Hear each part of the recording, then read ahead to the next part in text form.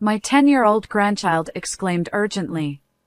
Grandma, please come pick me up right away.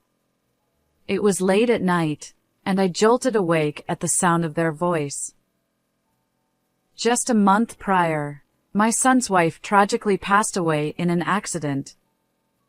Since then, my son and grandchild have been navigating emotionally turbulent days. As a result of the strain between them, my grandson ran away from home and was missing for a week. I need to contact your dad immediately. I insisted. But my grandchild responded with unexpected fear. No, I'll be killed. Driven by concern, I rushed to retrieve my grandchild. However, what I witnessed upon arrival shattered me, the shocking truth revealed before my eyes. A year ago, I was left alone after my husband passed away. My son Michael, who is now 31 years old, had moved out after getting married, but since he lived just about a 10-minute drive away, I didn't feel the loneliness too keenly. Emma, my daughter-in-law, and I had a good relationship, and my 10-year-old grandson, Liam, had grown quite fond of me. He would visit every week without fail. I used to think, perhaps spending my remaining years surrounded by my son's family isn't such a bad idea. However, little did I know that I would soon be caught up in an unimaginable situation. Looking back, there came a point when I felt something was amiss with my son's family. Wait, where's Dad again today? Yeah, he's busy with work. Until then, the three of them used to visit my home together, but Michael suddenly stopped showing up. And Emma, my daughter-in-law, wore an expression that didn't match her usual self. Could something be wrong between Michael and Emma? I wondered aloud. When I inquired, she gave vague answers like, "Michael's dealing with a busy season at work," or "I'm a bit tired myself." I even called my son after they left, but he echoed the same refrain, "Just work keeps me busy." He always hung up the phone in a frustrated manner. Since losing my husband, my son's family has been a source of strength for me. I wanted to help if they had any troubles, but the situation remained unclear, leaving me powerless. One day, something happened that changed everything. My grandchild whispered to me while Emma was in the restroom. Lately, Mom and Dad have been arguing a lot. Wait, what do you mean? I'm not sure, but both of them just don't laugh much anymore. Liam looked troubled as he shared this secret with me. According to him, Michael's absence from my home was likely due to these marital disputes. Hearing this, anxiety welled up in my chest. While it might not be advisable to meddle in a couple's issues, I couldn't stand by silently when my dear grandchild was distressed. So, I reassured him. First, I'll talk to Dad. I will find a way to help. You can trust that. With Liam still looking uneasy, I made up my mind. Little did I know that a decisive event would unfold just days later, before I could take any action. My son Michael's words hit me like a thunderbolt. Emma, she was in an accident. It was one evening while I was going about my usual household chores. His call was unusual, and the shocking revelation left me speechless. Wait! Is Emma okay?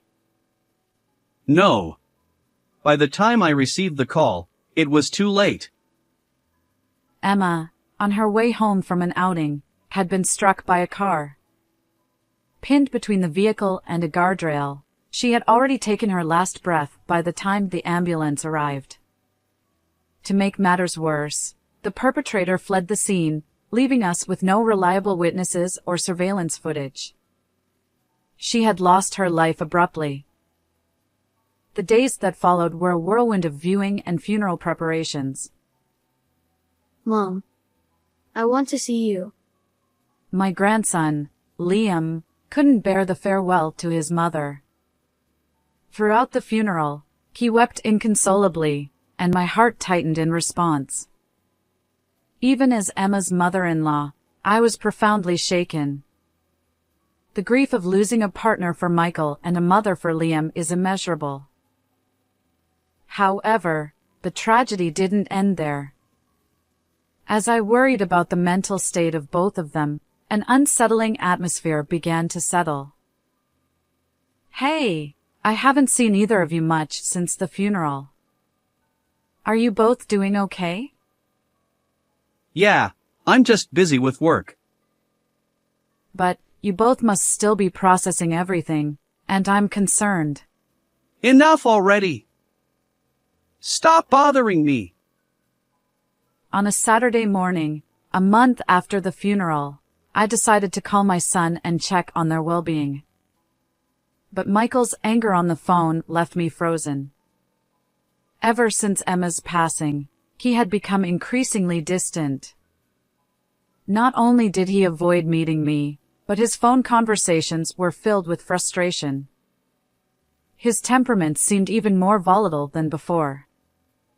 When I asked him to let Liam speak, he'd brush me off with excuses like, he's out running errands or he's already asleep.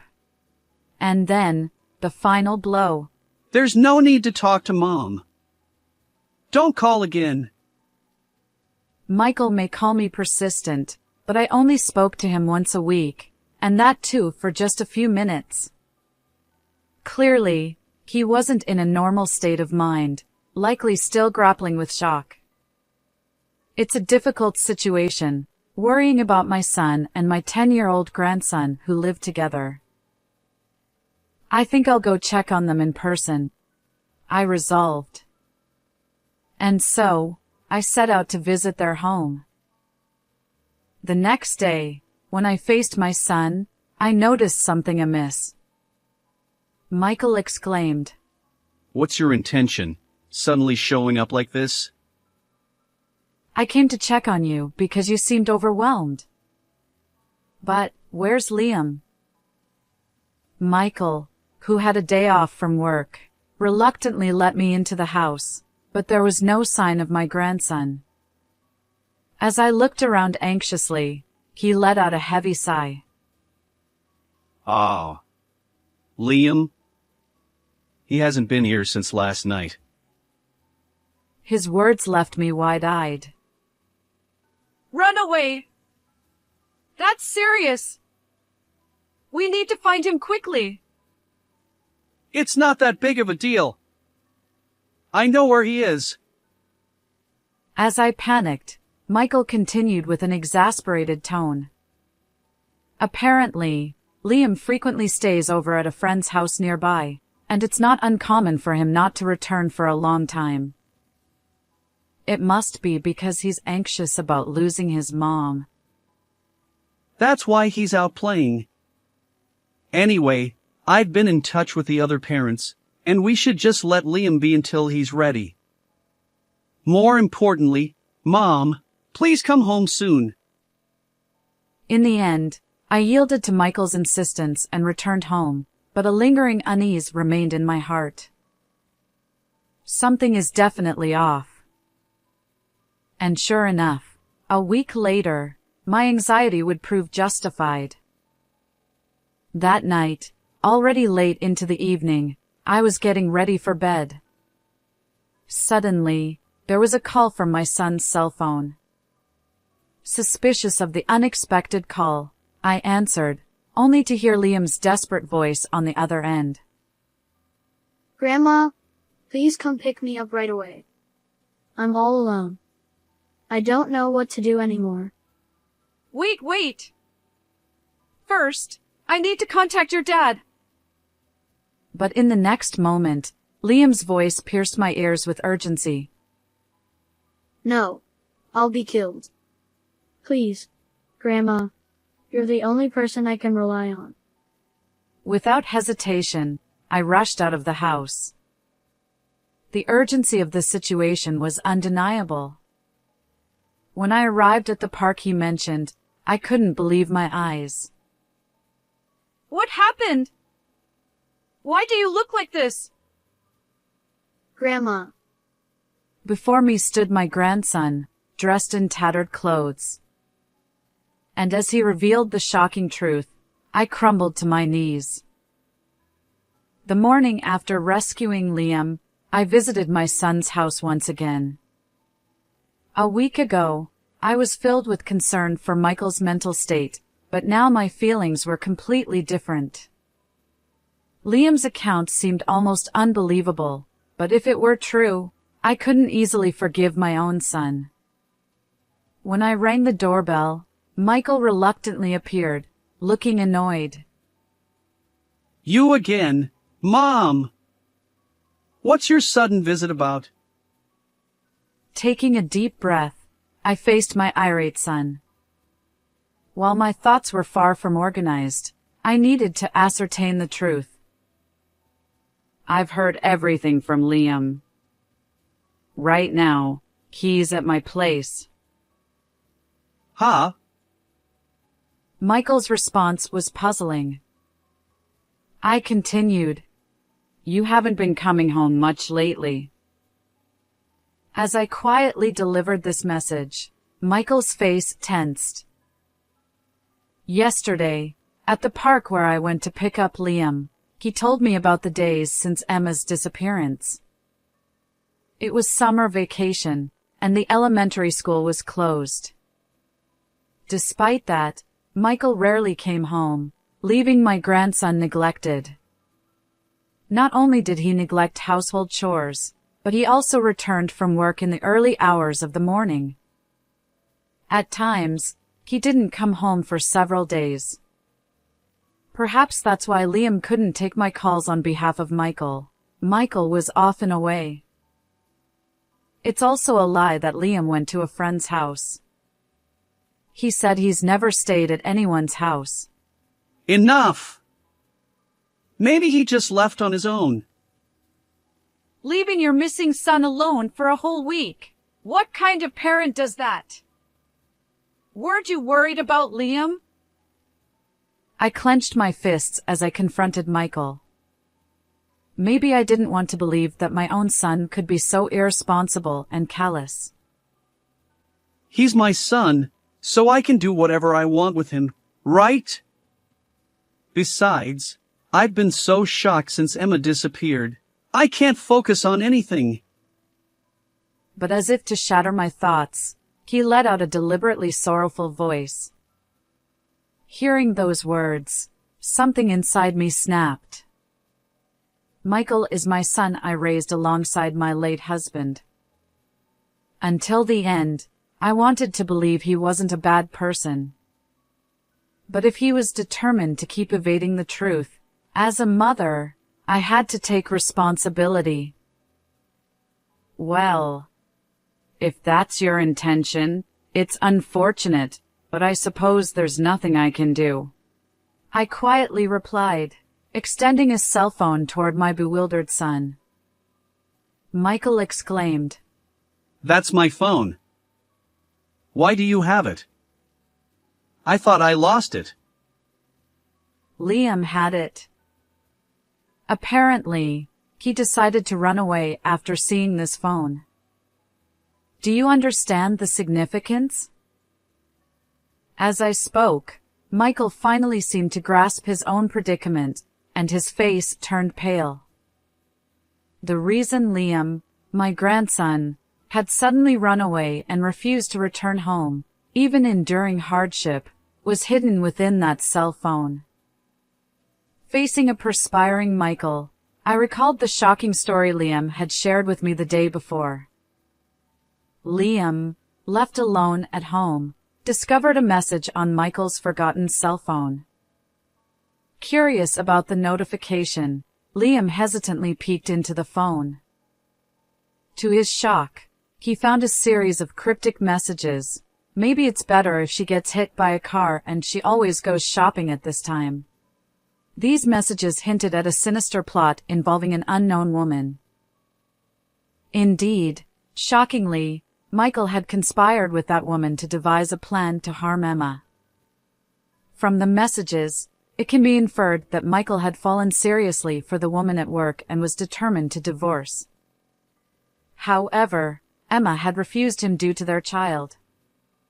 So, he planned and carried out a scheme against his wife. Looking back, it must have been around the time Michael stopped showing up at my house that Emma was approached by him about a divorce. After she disappeared, it also made sense that Michael didn't come home, leaving Liam alone, because he was with his lover. Furthermore, emboldened by their initial success, the duo decided to eliminate any obstacles, Liam included. Understanding this, Liam took Michael's cell phone as evidence and left the house. He then spent the week on the run, using the allowance I had given him to buy food and making use of libraries and train station platforms. Fearful of police involvement and the shock I might experience upon learning my son's dark secret, Liam refrained from contacting me. But yesterday, he finally ran out of money and contacted me. "I know everything you've done," I explained to Michael, who glared at me with sharp eyes. Michael exclaimed, "Damn it! I thought I could keep it hidden. If only Liam had disappeared." I sighed deeply at my son, who was stomping his feet in utter frustration. Truth be told, I wanted him to turn himself in, but it seems Michael has no intention of doing so. Even if he is my son, I cannot forgive someone who has harmed an important partner and even attempted to send his own child to the next world. Of course, I've already reported it to the police. They might come to investigate soon, I informed Michael.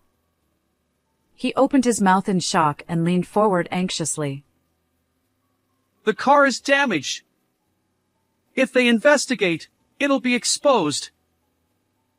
Apparently, due to lack of money and fear of immediate exposure, Michael had hidden the car evidence in a remote warehouse owned by his company, rather than repairing it. If the police find it, he'll be caught immediately. Michael pleaded, "I've come so far running away. Please, Mom. A mother would help, right?" I looked down at my son, who was desperately grasping my hand and begging in a pitiful manner, with a cold gaze. I thought I had been diligent in raising him, but it seems I have made a significant mistake in how I did it. However, that's exactly why I must fulfill my duty as a parent here and now. As a mother, I must educate you. Pay for your crimes properly. I shook off his hand without mercy. At those words, my son's face fell into despair, and he collapsed in tears right then and there. A few days later, my son was arrested. Upon investigation, the police found that the damage to Michael's car perfectly matched the dent in the guardrail. With evidence of their planned actions, there was no escaping the truth. Both Michael and his lover were swiftly charged with murder. It seems that both of them won't be able to get out of prison for a while. As for me, I now live with my grandson. Having lost his mother and with his father behind bars, I decided to take him in. Life alone quickly became enjoyable, and Liam is gradually regaining his spirits. From now on, we'll make the most of each day together. How did you find this story? If you enjoyed it, consider subscribing to our channel. Until next time.